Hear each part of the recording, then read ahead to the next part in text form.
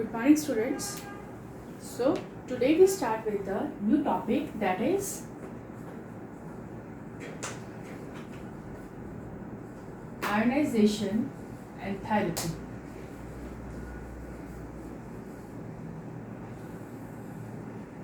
Now ionization enthalpy means the amount of energy which is required to remove the electrons, या वो energy जिससे हम क्या कर सकते हैं, नॉर्मली किसी भी एटम को या न्यूट्रल एटम को हम कन्वर्ट कर सके कैटायन। फाइन। नॉर्मली आप पढ़ते हो कि जब हम एटम से इलेक्ट्रॉन को रिमूव करते हैं they form cations, but how this enthalpy or energy help in formation of this cation. Actually what happened, जब भी कोई neutral atom, there is a condition of this ionization enthalpy. अब condition क्या है, सबसे पहले हम इसकी डेफिनेशन लिखते हैं, that ionization enthalpy it is the energy which is required to remove electron from the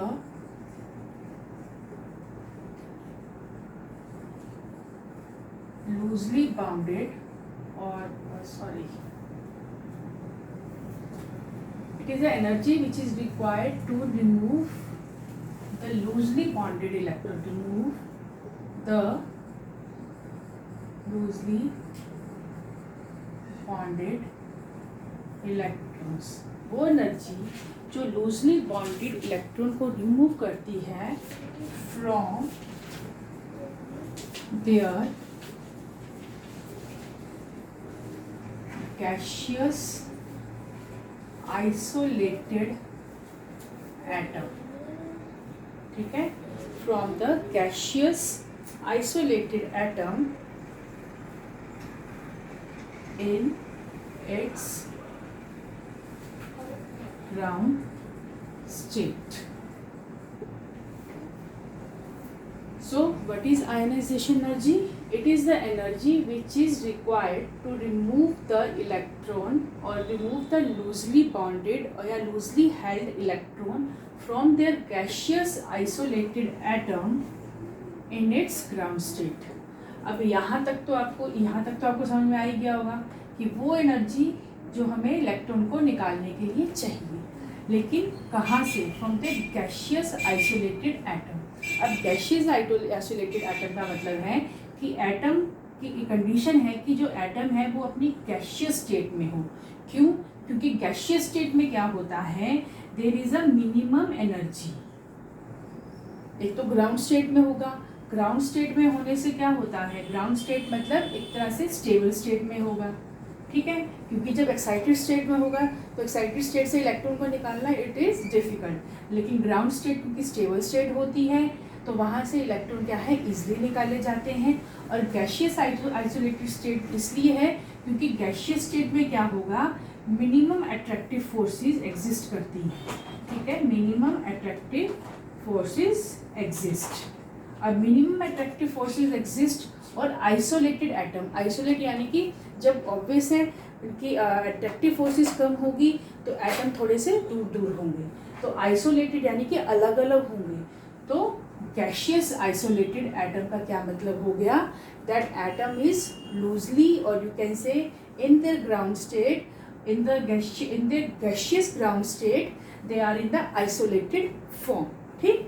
सो यहाँ पे क्या होगा, जब हम इसमें से अब आयनाइजेशन एंथैल्पी, जब हम इसको एनर्जी प्रोवाइड करेंगे तो वो एनर्जी ये लेकर क्या करेगा, इट फॉर्म द कैटायन जो किस में होगा, वो भी गैसियस स्टेट में ही फॉर्म्ड होगा.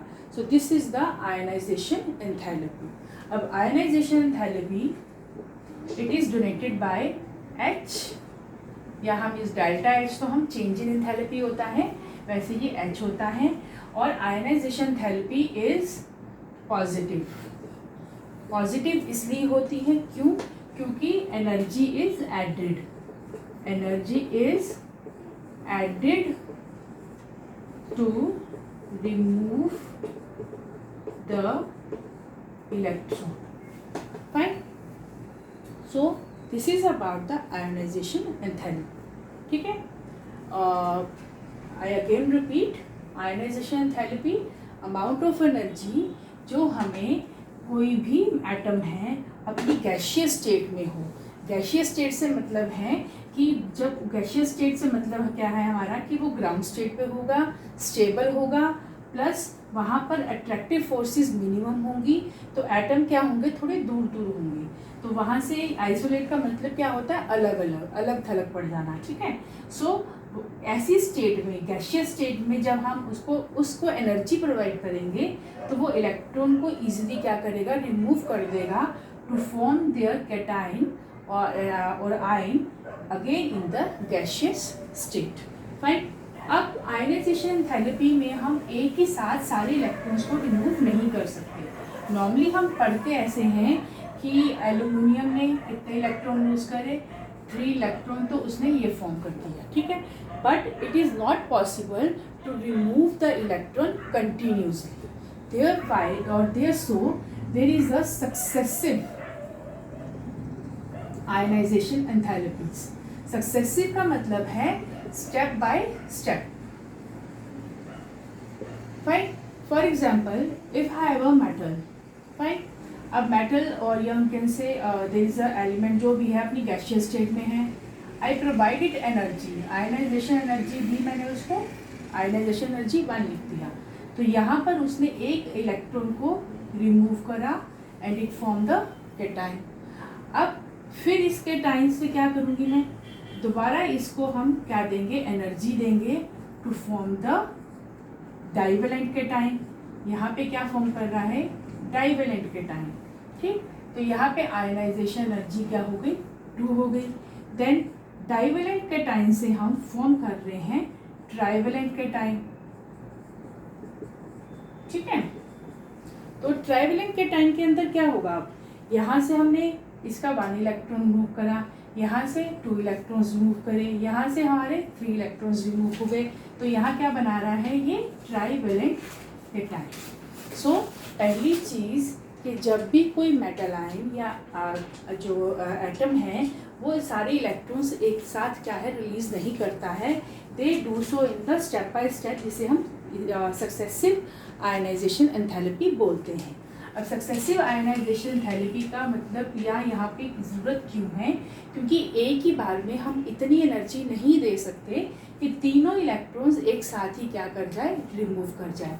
सो इसमें क्या होगा, पहले जब हम इसको एनर्जी देंगे तो एक इलेक्ट्रॉन रिमूव होगा, फिर हमें एनर्जी का अमाउंट और बढ़ाना पड़ेगा, क्योंकि अब क्या है, अब यहाँ पे ये पॉजिटिव आयन फॉर्म कर चुका है. ठीक है. सो पॉजिटिव आयन का फॉर्म का मतलब है कि अब इसका, यहाँ इसका और इसके जो इलेक्ट्रॉन्स होंगे वहाँ पे फोर्स ऑफ अट्रैक्शन क्या है, बहुत ज़्यादा बढ़ चुका है. तो जितना फोर्स ऑफ अट्रैक्शन ज़्यादा होगा उतना इलेक्ट्रॉन को निकालना क्या हो जाता है, डिफ़िकल्ट हो जाता है. क्योंकि अब पढ़ा है कि जो न्यूक्लियस का जितना चार्ज बढ़ेगा उतना क्या करेगा, वो इलेक्ट्रॉन्स को ज़्यादा टाइटली हेल्ड करेगा. जब टाइटली होल्ड करेगा तो उससे क्या होगा, इलेक्ट्रॉन्स को निकालने के लिए ज़्यादा एनर्जी चाहिए होगी. ठीक. तो यहाँ पे एनर्जी का अमाउंट और ज़्यादा बढ़ जाएगा. और जब थर्ड सक्सेसिव आयनाइजेशन एनर्जी की बात करें तो यहाँ पे जो अमाउंट है वो इन दोनों से भी क्या हो जाएगा, बहुत ज़्यादा हो जाएगा. So the trend become the ionization energy 3 is greater than the ionization energy 2 and it is greater than the ionization energy 1. ठीक है. This is the basic or a general trend of the ionization enthalpy.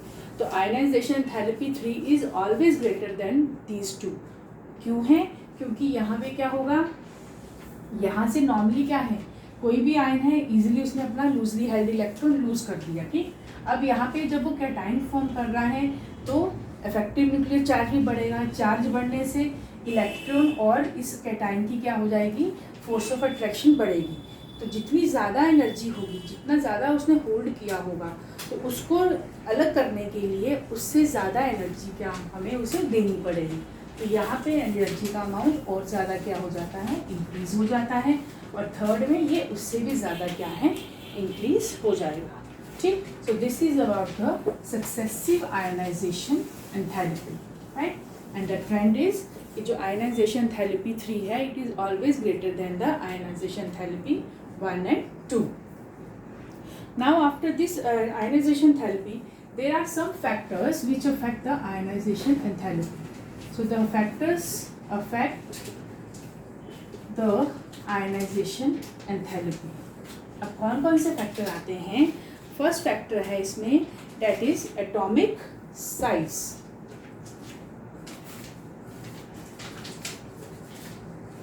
Atomic size. अब atomic size से अगर बात करें तो अगर जितना एटॉमिक साइज बढ़ेगा, जैसे हमने जनरली पढ़ा कि जब हम we move along the period और अलोंग द ग्रुप, तो अलोंग द पीरियड क्या होता है? एटॉमिक साइज डिक्रीज होता है, लेकिन अलोंग द ग्रुप क्या होता है? एटॉमिक साइज इंक्रीज होता है.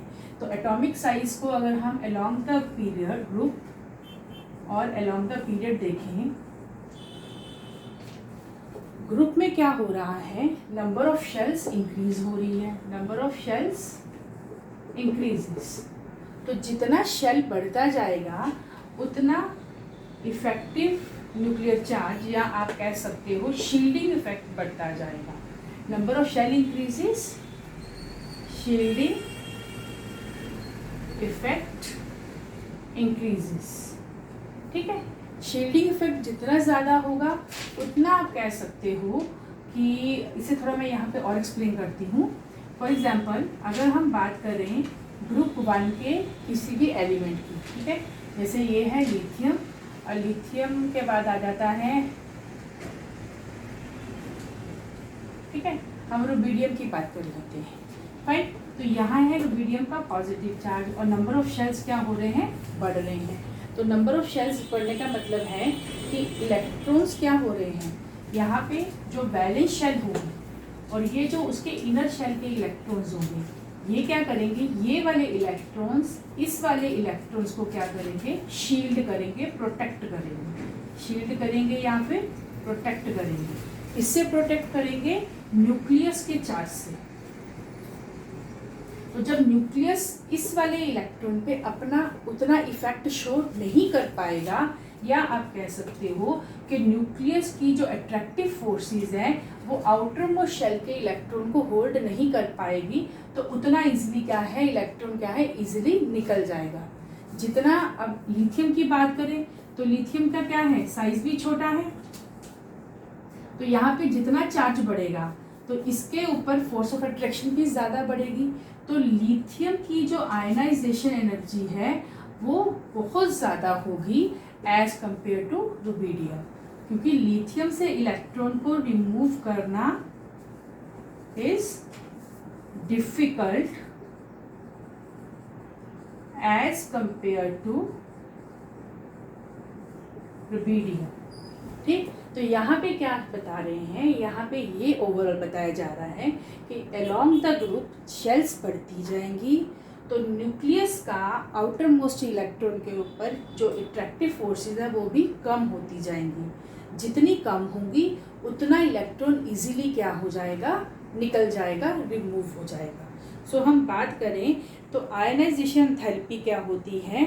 जितना एटॉमिक साइज बढ़ेगा उतनी आयनाइजेशन एंथैल्पी कम हो जाएगी, और जितना एटॉमिक साइज छोटा होगा उतनी आयनाइजेशन एंथैल्पी बढ़ जाएगी. ठीक, क्लियर है?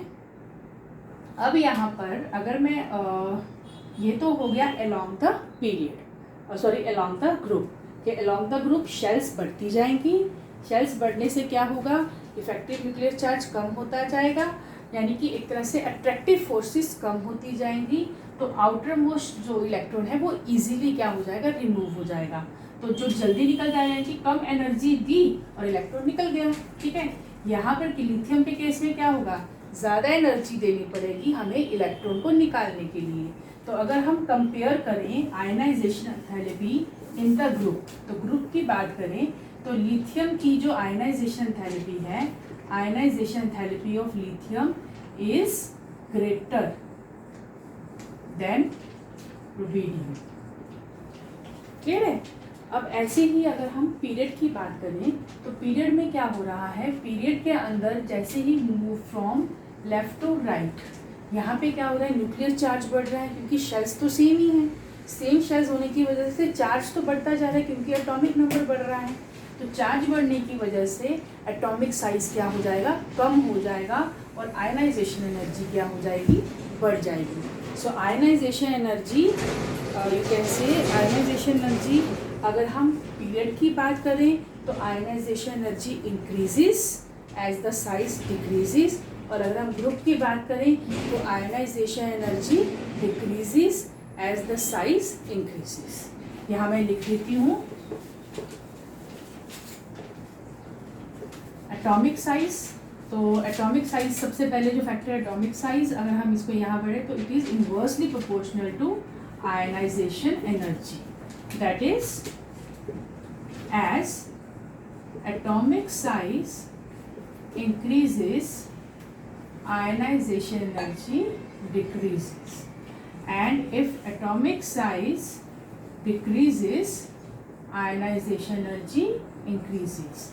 ये ट्रेंड कहाँ आता है, ग्रुप के अंदर, और ये ट्रेंड कहाँ आता है, in pair. Fine, so this is about the first factor जो आयनाइजेशन एनर्जी को इफेक्ट करता है, and that is atomic size. Fine, next we come to our next factor, that is nuclear charge.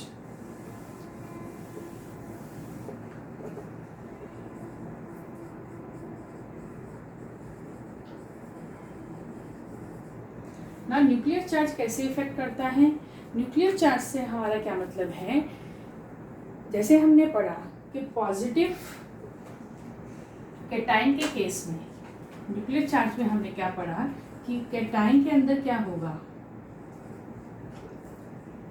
Size decrease, charge increases, ठीक है। और A9 में क्या होता है, size increases, charge also increases.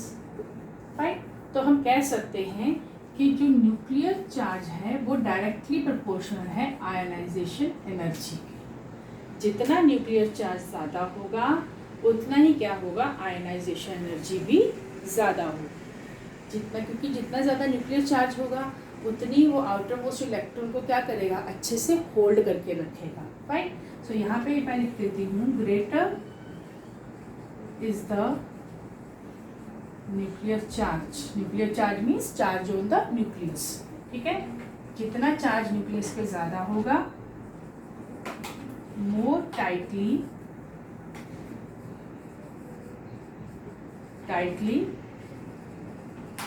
they hold the electrons, so more ionization energy is required to remove the electrons. Clear है? So this is about the nuclear charge. Then third factor is your screening effect. इसको हम screening effect बोल दें या फिर shielding effect.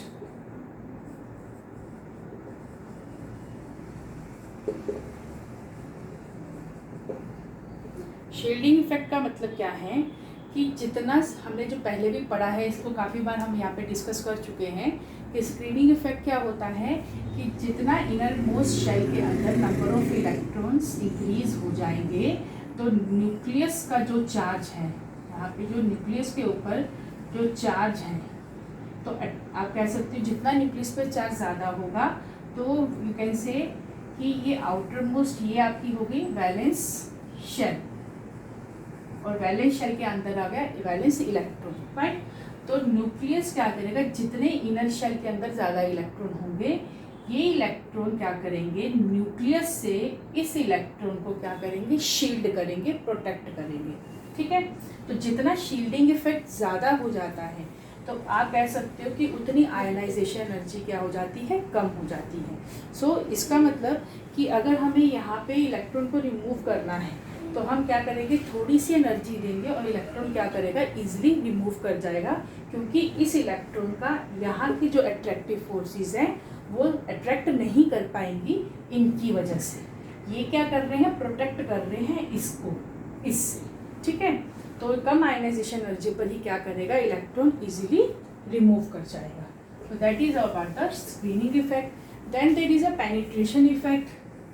Penetration effect मतलब कि जो शेल न्यूक्लियस के ज़्यादा पास होगी उसका पेनिट्रेशन इफेक्ट ज़्यादा होगा.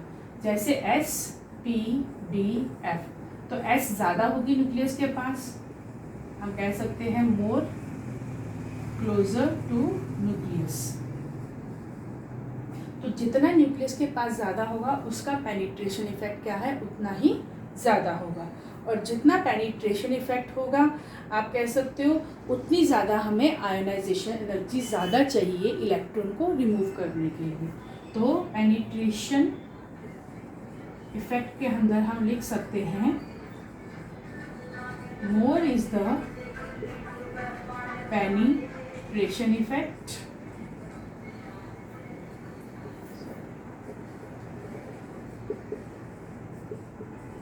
more is the penetration effect, more will be the ionization energy.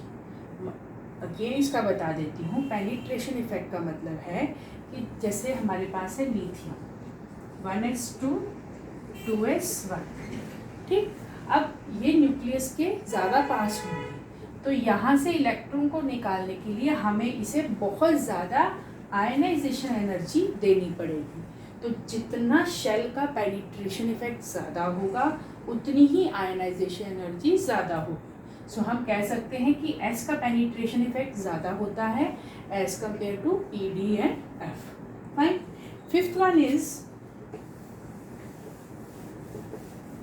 Fifth factor आता है हमारा सिमेट्री से रिलेटेड, जो कि हमने सेकंड चैप्टर में पढ़ा था.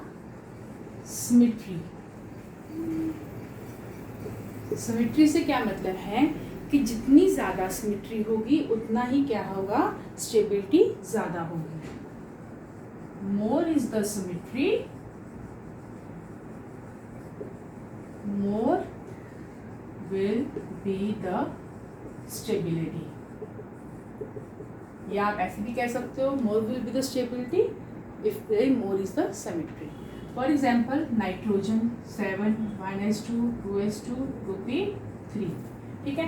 अब देखिए यहाँ पे शेल के अंदर हाफ फिल्ड, और अगर नियॉन की बात करें तो शेल के अंदर क्या होंगे, कंप्लीटली फिल्ड, ठीक है.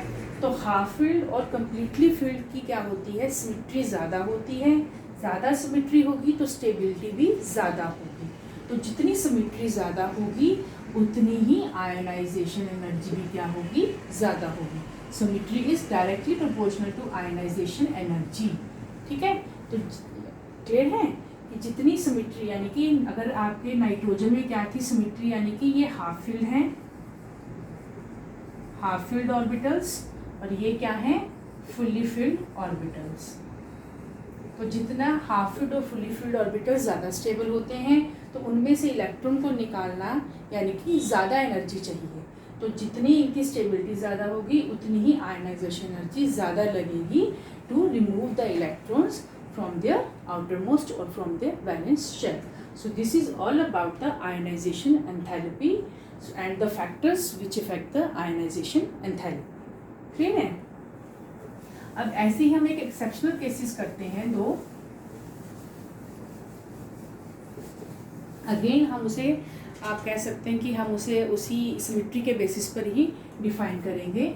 जैसे कि बेरिलियम और boron. Beryllium 4 boron 5 1s2 2s2, ठीक है, and 1s2 2s2 2p1. Clear. अब आप देखिए कि आयनाइजेशन एनर्जी इन दोनों में से किसकी ज़्यादा होगी. आयनाइजेशन एनर्जी बेरिलियम की is greater than ionization energy of boron. Why? Because beryllium के अंदर क्या है, बेरिलियम शो सिमेट्री शो कर रहा है ना. यहाँ पे क्या है, 2 इलेक्ट्रॉन है 2s के अंदर, फाइन. और यहाँ पे क्या है, 2p के अंदर सिर्फ 1 इलेक्ट्रॉन है. तो यहाँ पे सिमेट्री नहीं आ रही है, therefore electron can be easily removed. थोड़ी सी एनर्जी मिलते ही इलेक्ट्रॉन क्या कर जाएगा, इजीली इसमें से रिमूव हो जाएगा। सो अगर आपसे पूछा जाए कि बेरिलियम और बोरोन में से आयनाइजेशन एनर्जी किसकी ज़्यादा होगी, तो बेरिलियम की आयनाइजेशन एनर्जी ज़्यादा होगी। और ऐसे ही हमारे पास केस आता है अगेन, अगर हम वही बात करें नाइट्रोजन और ऑक्सीजन की, तो नाइट्रोजन और ऑक्सीजन के अंदर देखा जाए तो नाइट्रोजन और ऑक्सीजन में किसका ज़्यादा होगा, nitrogen 7, oxygen 8, 1s2 2s2 2p3, 1s2 2s2 2p4। ठीक है। अब यहाँ पे आप देखिए p ऑर्बिटल के अंदर क्या है, हाफ फील्ड। हाफ फील्ड से क्या आ जाएगी, सिमेट्री। ठीक है। और यहाँ पे p ऑर्बिटल के अंदर क्या है, देयर इज नो सिमेट्री, तो इलेक्ट्रॉन क्या होगा, इजीली इसमें से रिमूव कर जाएगा। तो हम कह सकते हैं कि आयनाइजेशन एनर्जी जो है वो ज़्यादा किसकी होगी, नाइट्रोजन की ज़्यादा होगी as compare to oxygen. Why, because nitrogen show the symmetry. ठीक है। जो सिमेट्री शो करते हैं उनके लिए आयनाइजेशन एनर्जी हमेशा ज़्यादा चाहिए होती है। And this is all about the ionization enthalpy. I hope you understand. Watch the video carefully. Thank you.